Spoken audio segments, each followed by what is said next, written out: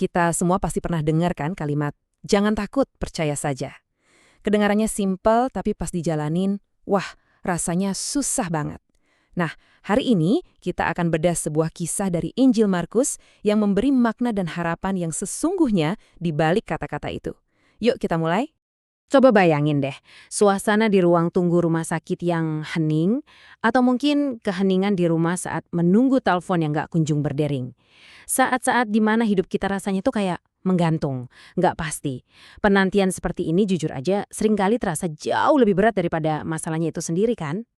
Kalau saat ini Anda ngerasa lagi ada di ruang tunggu kehidupan Anda, ketahuilah, Anda nggak sendirian. Markus memperkenalkan kita pada dua orang yang ada di titik terendah mereka. Seorang ayah terhormat bernama Yairus dan seorang perempuan yang sudah menderita selama 12 tahun.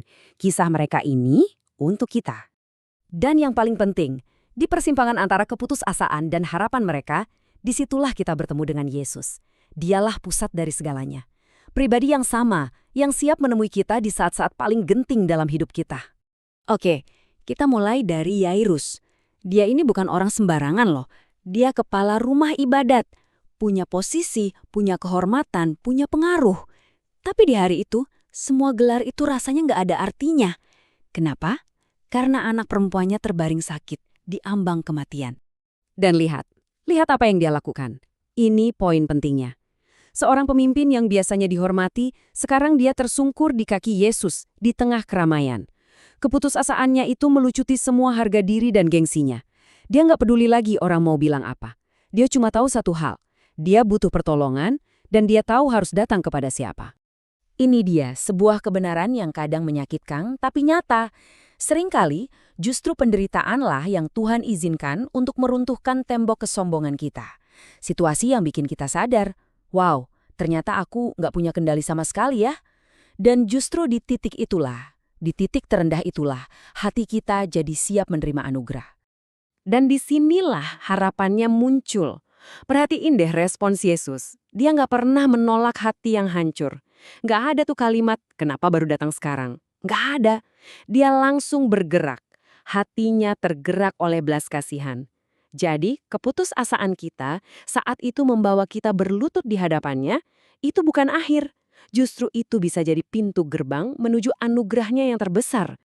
Tapi di tengah jalan menuju rumah Yairus, terjadi sebuah interupsi. Sesuatu yang bagi Yairus pasti terasa seperti penundaan yang menyiksa. Yesus tiba-tiba berhenti. Kenapa? Karena ada seorang perempuan yang sakit pendarahan diam-diam menyentuh jubahnya. Coba kita resapi penderitaan perempuan ini. 12 tahun. Ini bukan sekedar angka. Selama 12 tahun, setiap hari tubuhnya lemah karena penyakit. Selama 12 tahun yang sama, dia terisolasi.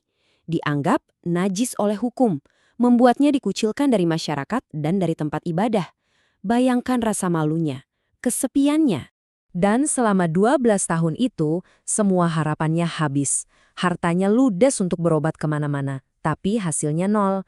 Penderitaannya lengkap, fisik, sosial, spiritual, dan finansial. Semua jalan buntu. Sekarang, coba kita ada di posisi Yairus. Setiap detik itu berharga. Dalam hatinya dia mungkin teriak, "Yesus, anakku sedang sekarat. Kenapa harus berhenti sekarang? Kenapa ngurusin orang lain dulu?" Pernah nggak sih kita merasa seperti itu kepada Tuhan? Nah, disinilah kita belajar sesuatu yang dalam banget. Penundaan dari Tuhan itu bukan penolakan. Ini adalah demonstrasi belas kasih-Nya yang berdaulat, yang terkendali. Dia melihat gambaran yang jauh lebih besar, yang nggak bisa kita lihat. Dia tahu persis apa yang sedang dia kerjakan, bahkan saat kita merasa dia sedang diam.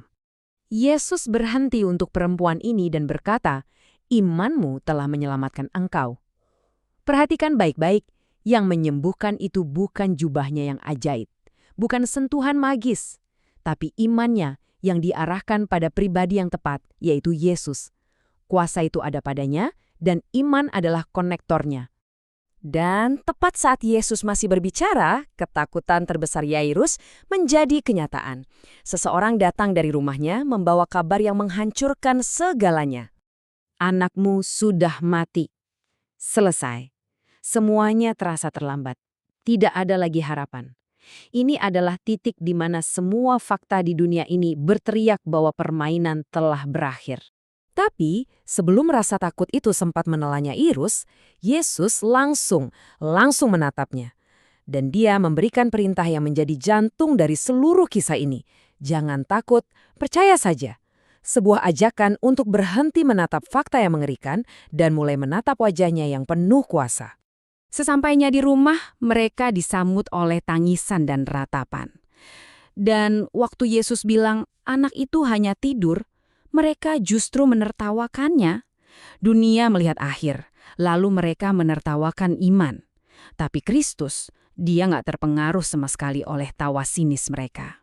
Dengan otoritas ilahi, dia memegang tangan anak itu dan berkata, "Talita kum," yang artinya, "Hai anak, bangunlah." Dan anak itu bangkit. Ini nunjukin sebuah kebenaran yang lebih besar. Bagi Kristus, sang pemegang kunci kehidupan, kematian itu sendiri hanyalah seperti tidur. Ini adalah cuplikan dari kemenangan mutlaknya atas maut. Jadi, apa artinya semua ini buat kita yang hidup hari ini? Artinya, belas kasih Kristus itu tak terbatas. Coba deh kita lihat, ada keseimbangan yang luar biasa indah di sini. Kristus melayani seorang pria terpandang, Yairus, dan seorang perempuan terbuang yang bahkan tak punya nama. Dia menyembuhkan seorang anak yang hidupnya baru berjalan 12 tahun dan seorang wanita yang penderitaannya sudah berjalan 12 tahun. Nggak ada yang terlalu tinggi atau terlalu rendah baginya. Kisah ini adalah potret dirinya. Dia itu berdaulat atas waktu dan keadaan. Dia itu penuh belas kasih, rela berhenti untuk satu orang di tengah urusan yang mendesak. Dan dia itu penuh kuasa, bahkan atas kematian. Dan inilah Yesus yang sama yang hadir untuk Anda di sini hari ini. Jadi pertanyaan ini untuk kita masing-masing. Mungkin Anda merasa seperti Yairus, yang lagi panik dan dicekam rasa takut kehilangan. Atau mungkin Anda seperti perempuan itu, yang sudah begitu lelah berjuang sendiri yang begitu lama dan bersembunyi dalam rasa malu. Siapapun Anda di antara keduanya, dengarkan ini. Kristus berjalan tepat di samping Anda saat ini juga. Jadi apapun ruang tunggu yang sedang Anda hadapi, dengarkan suaranya yang menembus semua kebisingan dan ketakutan. Jangan takut, percaya saja. Pegang ini erat-erat. Bukan karena iman kita yang hebat, tapi karena pribadi yang kita percayai itu jauh lebih hebat dari masalah kita. Sebab di tangan Kristus tidak pernah, sekali lagi, tidak pernah ada kata terlambat.